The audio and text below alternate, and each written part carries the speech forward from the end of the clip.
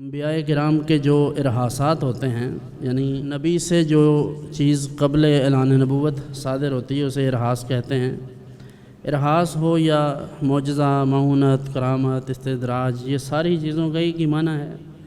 خلاف عقل جو چیز ہے، خلاف عادت جو چیز ہے، وہ اگر نبی سے صادر ہوگی اعلان نبوت کے بعد تو اسے معجزہ کہیں گے، اگر اعلان نبوت سے پہلے صادر ہوگی تو اسے ارحاس کہتے ہیں۔ تو نبی کا جو ارحاس ہوتا ہے یہ بھی علامات نبوت سے ہے، یہ بھی نبوت کی نشانیوں میں سے ہے۔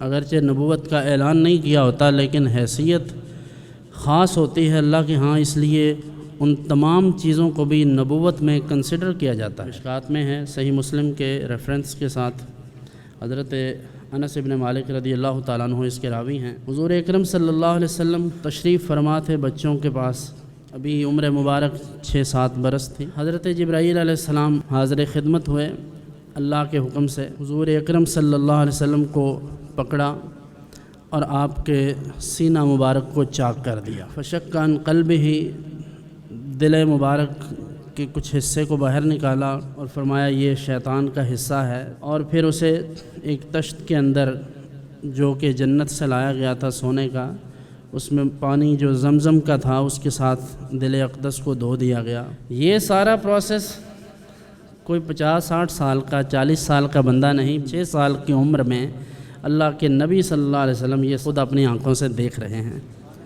یہ نبوت نہیں تو اور کیا ہے۔ حضرت جبریل علیہ السلام نے یہ سارا پروسیس کیا اور پھر وَأَعَادَهُ فِي مَكَانِهِ، دل کو پھر اسی جگہ پر رکھ دیا جہاں سے نکالا تھا۔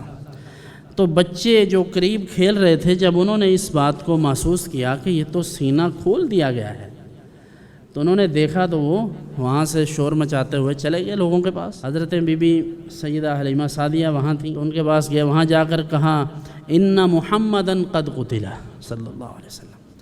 ان نے سمجھا کہ کسی نے نبی صلی اللہ علیہ وسلم کو قتل کر دیا ہے، معاذ اللہ۔ تو وہ جا کر اپنی زبان میں یہ کہہ رہے تھے، فاستقبلوہ، لوگ جب آئے حضور علیہ السلام کی خدمت میں، جب آپ کو دیکھا تو چہرہ انور کا رنگ تھوڑا بدلا ہوا تھا، لیکن وہ حضرت جبریل علیہ السلام اپنا سارا پروسیس مکمل کر چکے تھے۔ انس بن مالک فرماتے ہیں کہ جیسے سوئی کے ساتھ سی دیا ہوتا ہے کسی چیز کو، تو یہ چیز میں حضور کے سینے مبارک میں دیکھتا رہا ہوں، یعنی وہ نشانات جو تھے وہ بعد میں بھی نظر آتے تھے۔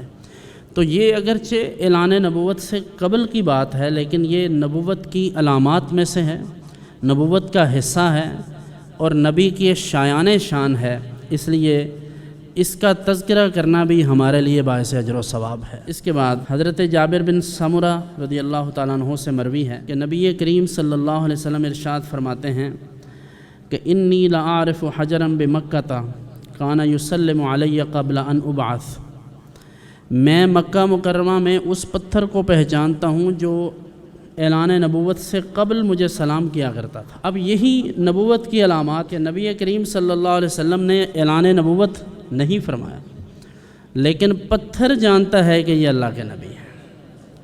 یہ اللہ رب العزت کی طرف سے شعور ہے، قوت گویائی ہے، قوت سماعت ہے، مختلف چیزیں ہیں جو ساری کی ساری اس بات کے لیے ہیں کہ لوگ یہ جان جائیں کہ یہ اللہ کے محبوب ہیں۔ تو حضور اکرم صلی اللہ علیہ وسلم فرمایا انی لأعرفہ الآن، یہ نہیں ہے کہ اب بھول گیا ہوں، آج بھی اسے پہچانتا ہوں، یعنی یہ بعد میں بتایا نا، لیکن فرمایا اب بھی اسے پہچانتا ہوں جو مجھے سلام کہتا تھا۔ تو یقیناً یہ آپ کی وہ شان ہے، وہ آپ کی وہ رفعت ہے، آپ کے مقامات کی وہ بلندی ہے جو کسی اور کو اللہ نے عطا نہیں فرمائی۔